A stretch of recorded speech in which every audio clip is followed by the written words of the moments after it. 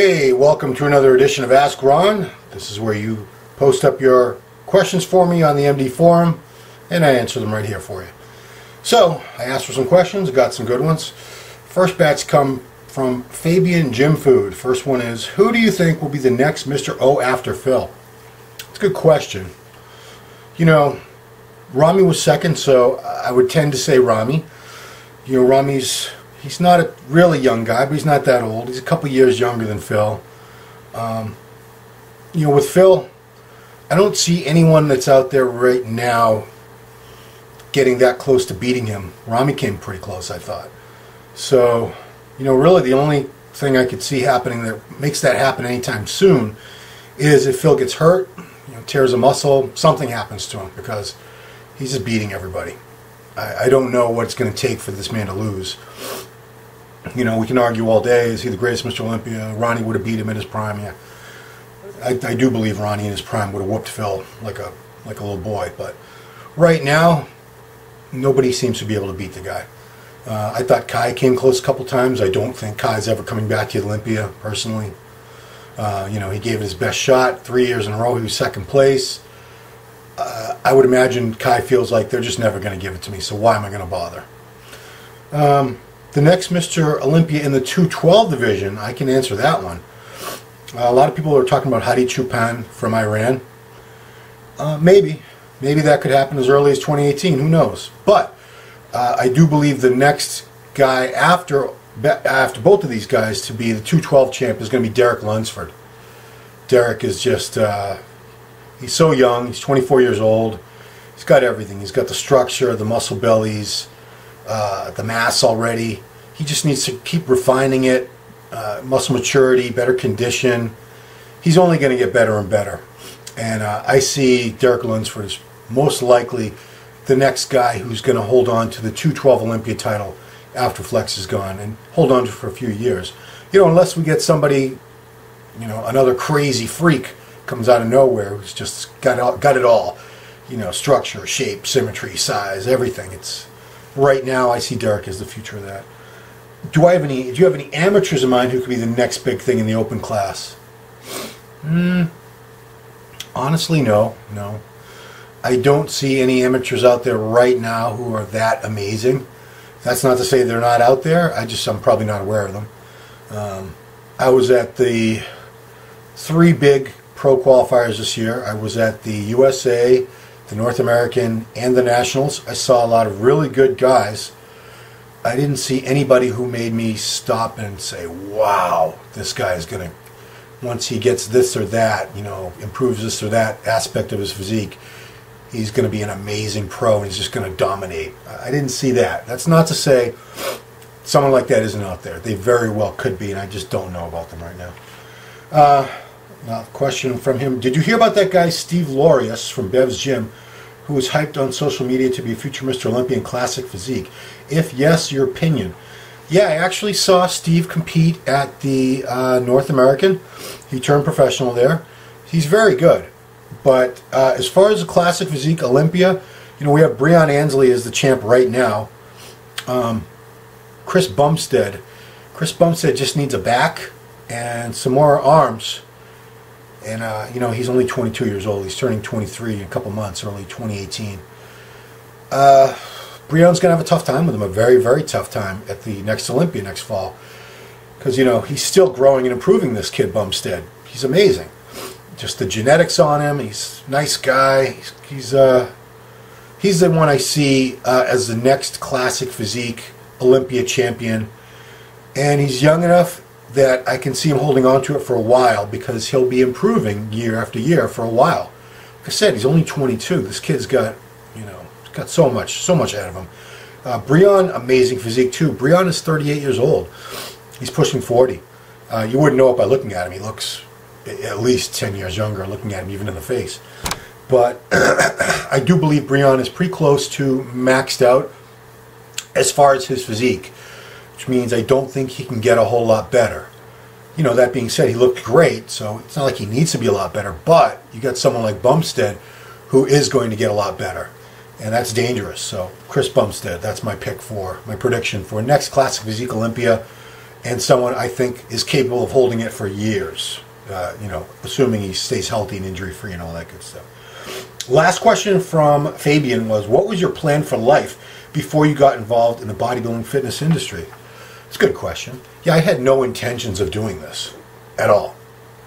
You know, all through high school I was lifting weights. I wasn't doing it with bodybuilding in mind. I was just trying to get bigger. Didn't do legs at all during high school. Didn't touch legs until first year of college, honestly, and then they blew up. But anyway, I went to school for film. 1 year at University of California, Santa Barbara. That was my freshman year. Then I transferred back home to Boston, to Emerson College, where my major was called Mass Communications with a film emphasis. So I wanted to work in the film industry. You know, my fantasy was to be a film director, a movie director. Never happened, obviously. The closest I came to working in that industry, you know, I was a production assistant on some commercials. It was summer '98. I had just left my job at the ESPN. It wasn't the ESPN show. It was called American Sports Network. It was a TV production company. We did various programs for ESPN. We did the American Muscle Show. We did event specials for the Mr Olympia, the USA, the Arnold Classic, and we had, through most of the time there, we were also producing our own events, Muscle Mania, Fitness America pageant, and making those were big specials for us, big TV shows that we pumped out a ton of those. So, you know, that's kind of what I planned to do, was TV, film, something in that aspect, because I always love movies, horror movies especially. But anyway, so I worked as a production assistant on, it wasn't Mountain Dew, it was some other soda that was very, very similar, like a Mountain Dew knockoff. And we made 3 commercials in one weekend for it. The director was a guy named Mick G. I don't know what other movies he directed, but I remember clearly, I think a year or 2 later, he directed Charlie's Angels, was his first big feature film that everyone sort of knew what his name was. Capital M, small c, capital G, Mick G. The hours were just brutal. It was a weekend, so we started Friday morning, and we went till, we were filming these commercials all over LA, different locations. Shooting, packing up, setting up, shooting, packing up, setting up. It went on. You know, I would get home to where I lived to sleep for like 2 hours and then go right back at it. The hours are brutally long. You know, I'm not that hard working a guy that I can work, you know, 18-hour days for days on end. It kills me. I need my rest. But anyway, that's what I meant to do. So how did this transition into what I do now, working in the fitness industry? Well, when I came out to Emerson College, the final semester there was called the LA program. So it was, you know, Emerson's in Boston, but they had this LA program where you would all live. You had to live in the Oakwood apartments. There were these furnished apartment complex right near Universal Studios in Hollywood. And you had to take a couple classes. This was supposed to be your last semester of college. I was a senior. And you interned at a job that was related to your major. And I interned at that place, American Sports Network, because I had an interest, a strong interest in already for a couple of years before this in the bodybuilding magazines and the shows. I was a big fan. I had started competing in 1989, my 3rd year of college. Anyway, so I started interning there, and he hired me. So I was supposed to be in LA only till the end of that semester, which was like early May. But I stayed in LA. I never went home. I didn't move back. That was 1991. I didn't move back to Boston until Halloween Day 2000. So I was there almost 10 years. But that's how I ended up in the bodybuilding industry, was through that job at that show, American Sports Network. Because we had the show American Muscle Magazine, and that's how I met so many people.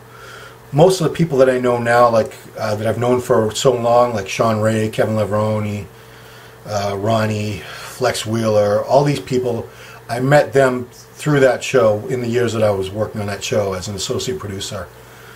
And, you know, even all the industry contacts, people in the magazines. I mean, that's how I met Steve Bleckman and his brothers when they were Twin Lab was a sponsor of the show.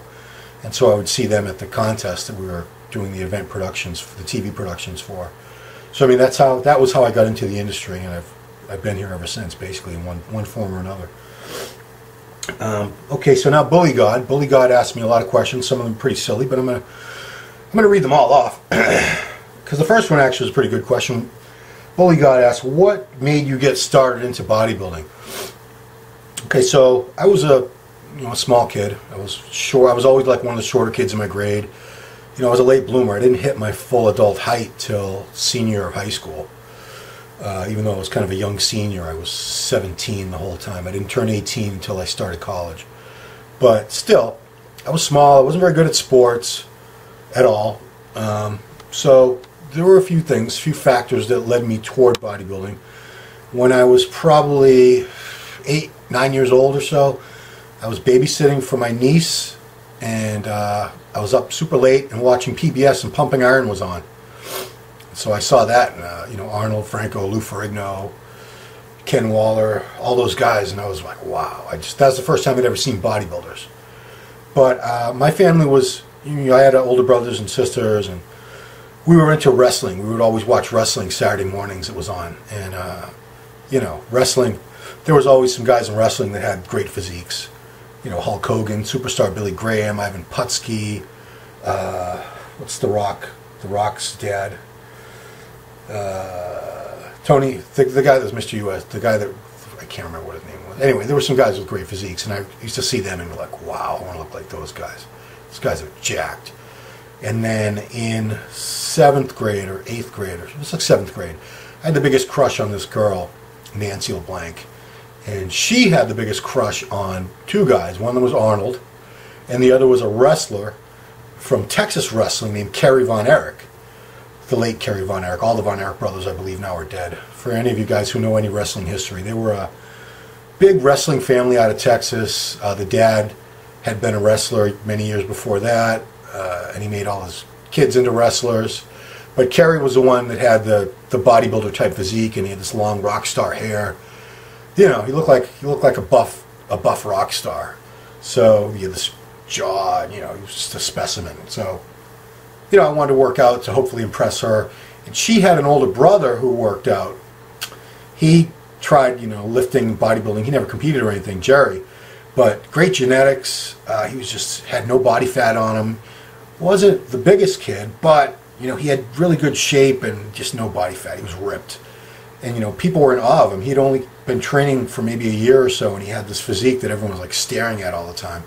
So I wanted to be like Jerry, and I wanted to impress his sister Nancy. So those definitely factored into why I started training, consistently from beginning in 9th grade on all the way through high school, not knowing what the hell I was doing, and had no idea you were supposed to eat any more than the average person, but whatever.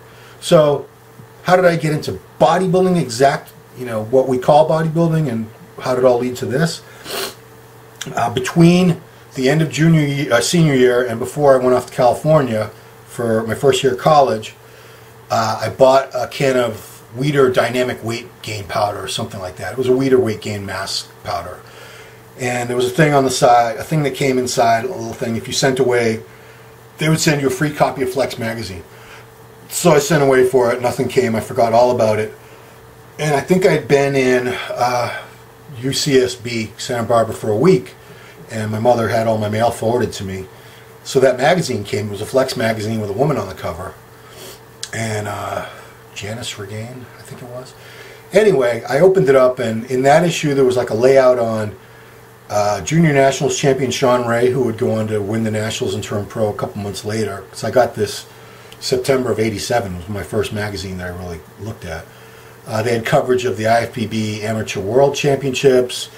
They had guys in there like Lee Haney, Rich Gaspari, Mike Christian, Gary Stridham, Lee Labrada. So I was just Barry DeMay, Mike Quinn.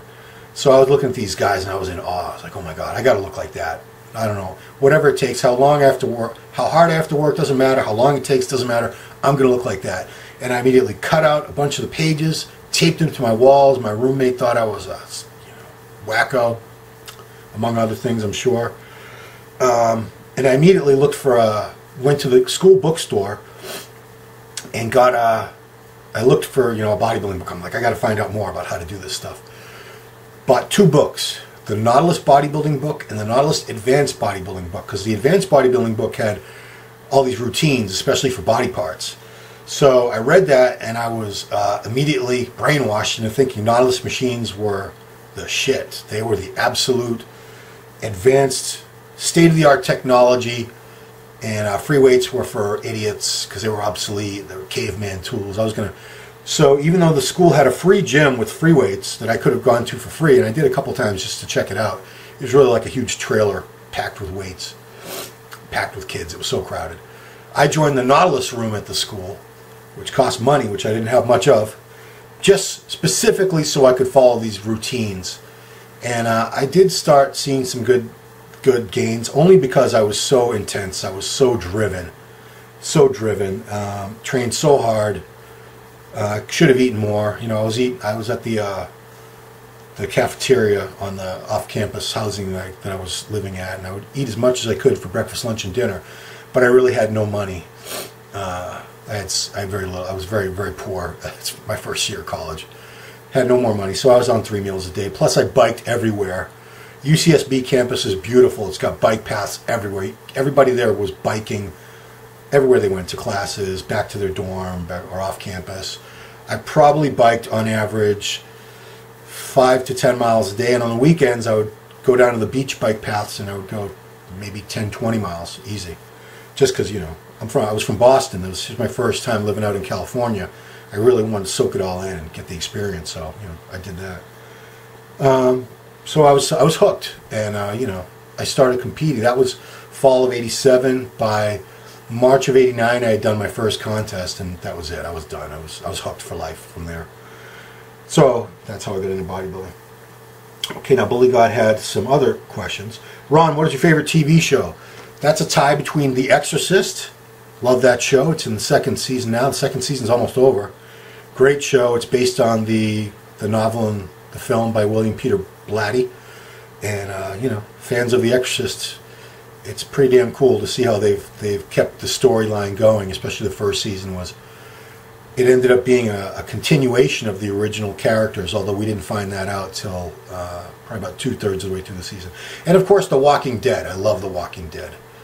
A lot of people will say, "Oh, it's not that great anymore," or "That's stupid." You know, I love The Walking Dead. Love that show. Never miss it. I've never missed an episode. What's your favorite TV dinner? Do they even make TV dinners anymore? You know, when I was a kid, I used to like TV dinners just because. Yeah, you know, my mom she didn't cook a whole lot, so if I could get her to buy some TV dinners, at least I knew I'd have something to eat other than cereal and milk. No, I don't eat TV dinners right anymore. Do you like Ozark on Netflix? I have no idea what Ozark is. No idea at all. What is your favorite documentary? I don't have a favorite documentary, but I've watched a lot of documentaries on serial killers. I find that subject absolutely fascinating. I've read tons and tons of books on them.